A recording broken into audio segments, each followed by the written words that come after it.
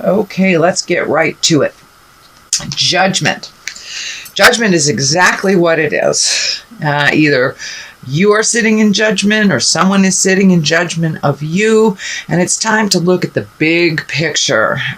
Put the judgment away. We cannot grow from that place of judgment, blame, all those negative, lower energy things. But it does look like taking the high road on something. You have two kings surrounding this. So there may be a little issue, and it's feeling more like on the work level. So there may be some challenges for you on the work level in June. And there may be some jive that you need to speak up about. Judgment is the 20. It is close to the end of the deck. So it's really about taking the high road, not sitting in judgment, and really moving some energy, speaking your truth around what is happening. And it does feel like it is a work-related incident. What is crossing you is the High Priestess. So you may have entered into some new revelation space for yourself, Gemini. This may be, in the form of religion. It may be in the form of spirituality, or just, living by the golden rule, just do unto others type of thing. But it does look like you have taken a big step up in doing things for yourself, looking at things more from a spiritual standpoint rather than the physical world standpoint. If you're hitting the same kind of lesson over and over and over with somebody else, different players in the game, it's time to switch up how you maneuver life a little bit. And it does look like, Gemini, you have made the switch, and now it's about trying how to float through all of the challenges that maybe in the past you've dived right into. But this is feeling like you're supposed to pull your energy back a little bit, assess the situation, take the moral high ground, and find your spiritual balance around the challenges in life. But it does look like you have really embraced some changes, and I know that change has been in everybody's space. Air signs tend to resist those changes, but it does look like that you jumped right in. You're going to try something new, and you're taking the high road. You're also able to speak your piece a little bit more from an educated situation or an educated point of view, if you take the time to really see all the different aspects in the situation before you make a decision. So holding back a little bit, not having that reactionary type of energy when someone presents it. So just be with the problem for a minute before you act on it and see what spirit unfolds for you. The King of Wands is here. The King of Swords is here. So it is about a moral high ground. King of Wands can be a very active time. That's a fire sign. That's activities, moving things out, taking the moral high ground, and creating some movement to all those thought patterns that you have, you sweet air signs. So take some of those great ideas and put them into the universe. The King of Wands is right here, so he's action. So he's action oriented. So it does look like some of those great ideas need to come from your head into the physical plane, and now it's ripe. It's ripe for planting those seeds and watching them grow. So if you want to make a change, either in work or your own personal life, can be even switching jobs, retiring, something to that effect. But it's time to choose you first and the betterment of you versus maybe what I'm feeling is more like you've done things that are better for the corporation, better for the team. Now it's time to look out for number one. Take some of those ideas from your head, put them into the physical plane to better you in your life. The King of Swords is here. That can also mean cutting words. It's something in the past. So it does feel like maybe an authority figure that you got into a little tussle with. Again, this can be within your work space, or it can be in your personal space. So it can be someone like father, grandfather, somebody of an authority figure to you that looks like you had a little biting words and a little disagreement on that. But ultimately, it will help you grow. It is in the past position, so it does look like you're taking that little bit of food for thought is what's coming to me, a little food for thought, even though it was a bit tumultuous and on a disagreement level, but ultimately it will benefit you to further growth. What is in the present time is the 7 of Swords, and swords, they can be biting, they can be crosswords, they can be our fears. This feels like fear. It doesn't feel like, this can be fear of theft. It can be an actual theft. This feels more like sometimes your fears, Gemini, are getting in the way of your great accomplishments. Step through those fears and do it anyway. If you fail, you fail. But worrying about failing and doing nothing brings you to nothing. So I encourage you to take that stuff from your head, put it into the world. If it fails, it fails, and you can try a different direction. But don't let your fears stand in the way of your greatness, Gemini. And that's kind of been the theme for the last couple of years, just holding back on your greatness because something may happen. Well, it's time to push through the what if stuff and just do it. 5 of Cups is right here. It does look like some sadness from the past is kind of seeping into your awareness. It does kind of feel like it is on the relationship space. So it can mean that you are either grieving a relationship that you have left, one from way in the past, remembering the good times, and wishing you had that intimacy. But it does look like this is the end of the cycle of grief for you that you have been in for a while, whether you're in relationship or not. There is some kind of grief from the past in relationship space, and that really doesn't have any place or any place for you to grow from if you stay in that grief space. There are 2 cups right here in the back of this figure. So there are things to look forward to in the future, especially in the intimacy role, in the intimacy level, relationship space.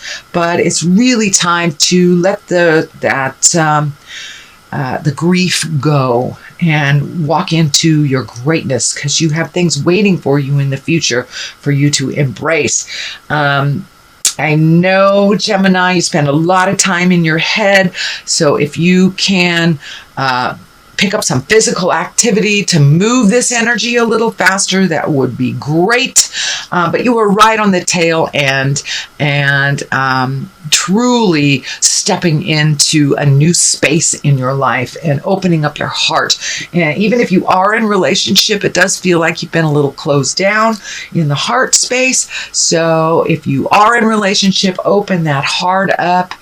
You can do it a little at a time and watch how either your partner or the potential partners, how they are more gravitated towards you because you're more open and willing to receive as well as give.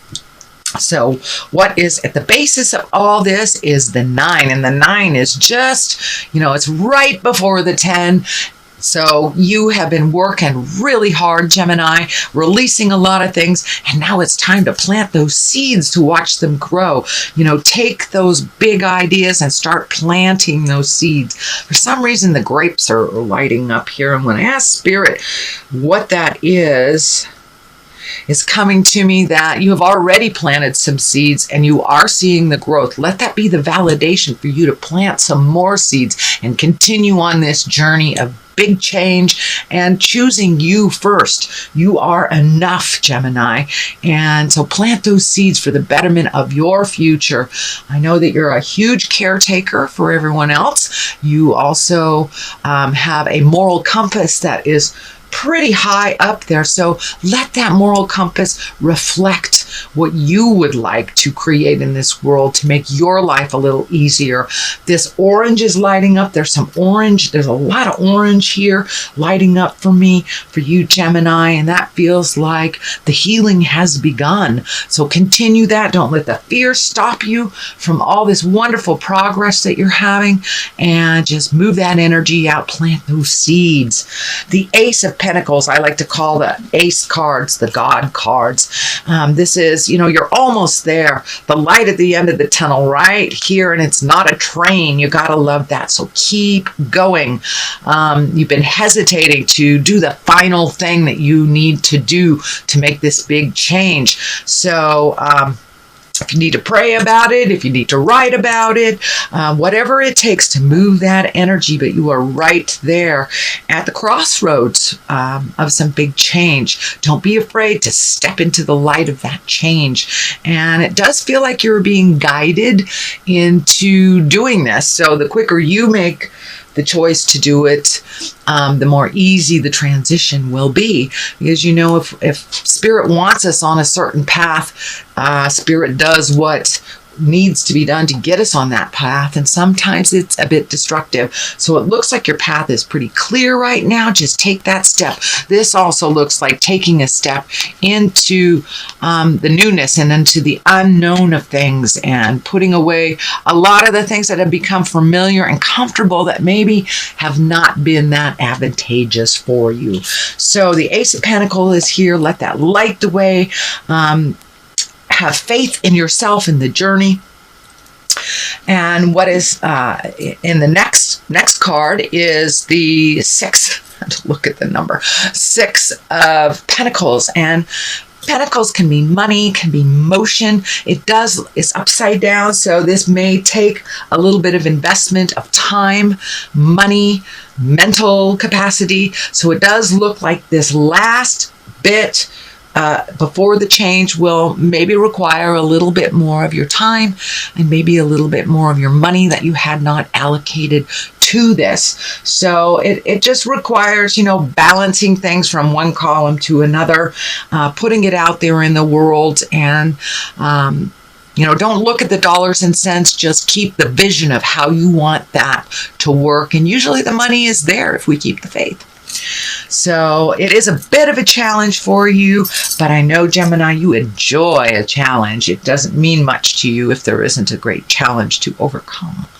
So here we go. The final culmination card is the 8, the 8 of Cups. So it does look like you are being kind of not forced, but guided to make those changes and walk into the unknown. It can be very scary, especially if it has to do with money or a new job or a new relationship, but it's time to walk away from things that have been familiar and comfortable for you and to try something new.